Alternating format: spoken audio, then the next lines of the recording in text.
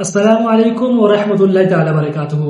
ব্রাদারান মিল্লাতে ইসলামিয়া একটি খুবই গুরুত্বপূর্ণ বিষয়, যেটি হচ্ছে যে আমরা প্রায় দেখি যে জুমার দিনেতে মসজিদেতে অনেক বাচ্চারাও তারা নামাজ পড়ার জন্য আসে। তো অনেক সময় দেখা যায় যে নামাজ চলাকালীন বা খুতবা চলাকালীন বাচ্চারা পিছনে হাসি ঠাট্টা বা চিৎকার চেঁচামেচি করে। অনেক সময় দেখা যায় যে বড়রা সেই বাচ্চাদেরকে চিল্লাই চেঁচামেচি করে, এমনকি অনেক সময় মারধরও করতে লেগে যায়।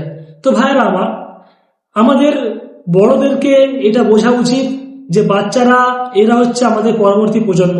এরা যদি এখন থেকে ছোট বয়স থেকে মসজিদের দিকে ধাবিত না হয়, তাদের দিলের মধ্যে নামাজের যে ভালোবাসা সেই ভালোবাসা যদি সৃষ্টি না হয়, তাহলে এরা কিন্তু বড় হয়ে কেউ মসজিদের ধারে পাশে আসবে না এবং নামাজও পড়বে না। আমরা সেই বাচ্চাদেরকে বুঝিয়ে তাদেরকে ভালোবেসে নামাজের যে গুরুত্ব সেই শিক্ষা আমাদেরকে দিতে হবে এবং তাদেরকে বোঝাতে হবে যে তোমরা নামাজের সময় কোনো কথাবার্তা বা হাসি ঠাট্টা করবে না, তাদেরকে মারলে চলবে না। এতে কি হবে যে আমাদের মারধরের কারণে এইসব বাচ্চারা হয়তো পরবর্তী জুমায় বা আগামী দিনে তারা মসজিদে আসা বন্ধ করে দিবে এবং তাদের দিল থেকে যে নামাজের ভালোবাসা সেই ভালোবাসাটাও চলে যাবে।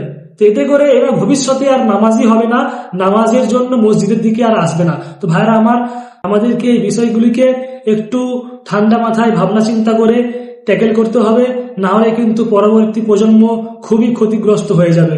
আসসালামু আলাইকুম ওয়া রাহমাতুল্লাহি তাআলা বারাকাতুহু।